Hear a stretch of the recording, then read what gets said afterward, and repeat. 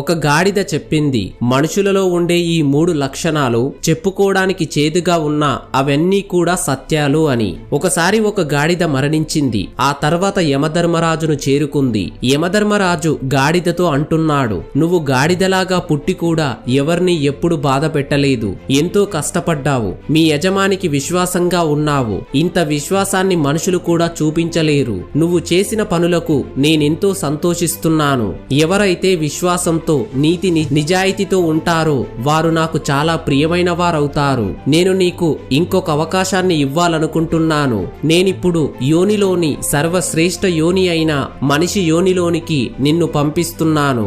వెళ్ళు, భూలోకానికి వెళ్లి భూలోకంలో ఉన్న ఆనందాలను అనుభవించు అని యమధర్మరాజు అన్నాడు.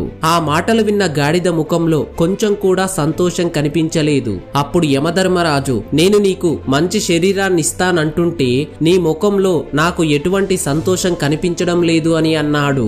అప్పుడు ఆ గాడిద, యమధర్మరాజా, మనుషులు తమ కర్తవ్యాలను ఎప్పుడో మర్చిపోయారు. వారిలో విపరీతమైన నీచబుద్ధి పెరిగిపోయింది అంటుంది. కాని మనుషులు చేసిన కర్మలను నేను ఎప్పుడైతే చూశానో అప్పటి నుండి నాకు అసలు మనిషి జన్మే ఇష్టం లేదు. అప్పుడు యమధర్మరాజు వేదాలలో చెప్పబడినట్టు సర్వశ్రేష్టమైన మానవ శరీరాన్ని పొందడం కోసం స్వర్గలోకంలో ఉన్న దేవతలు కూడా ఎదురు చూస్తూ ఉంటారు మనిషి జన్మ ఎత్తడానికి అన్నాడు. కాని నువ్వు మానవ జన్మ వద్దంటున్నావు. నువ్వు ఏం చూశావని, నువ్వు ఎందుకింత భయపడుతున్నావో బాధపడుతున్నావో అని అడిగేసరికి, యమధర్మరాజా, నేను చెప్పే విషయాలను విన్నట్లయితే మీరు కూడా మనుషుల విషయంలో భయపడతారు, బాధపడతారు. భూలోకంలో మనుషులు మనుషులలాగా లేరు. భూలోకంలో వారు మేము స్త్రీలమా పురుషులమా అని కూడా మర్చిపోతున్నారు.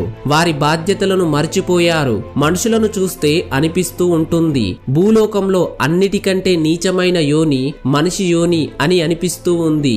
యమధర్మరాజా, మీరు కావాలంటే ఏదొక యోనిలోకి పంపించండి, కానీ మనిషి యోనిలోకి పంపించకండి. లేదంటే మళ్ళీ నన్ను గాడిదలాగానే ఈ భూలోకానికి పంపించండి.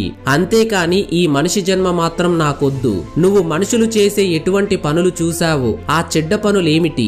ఎందుకు నువ్వు మనిషిలా జన్మించడానికి ఇంత భయపడుతున్నావు, బాధపడుతున్నావు అని అడిగాడు. నువ్వు మనుషులు చేసే ఎటువంటి పనులు చూశావు? ఆ చెడ్డ పనులేమిటి?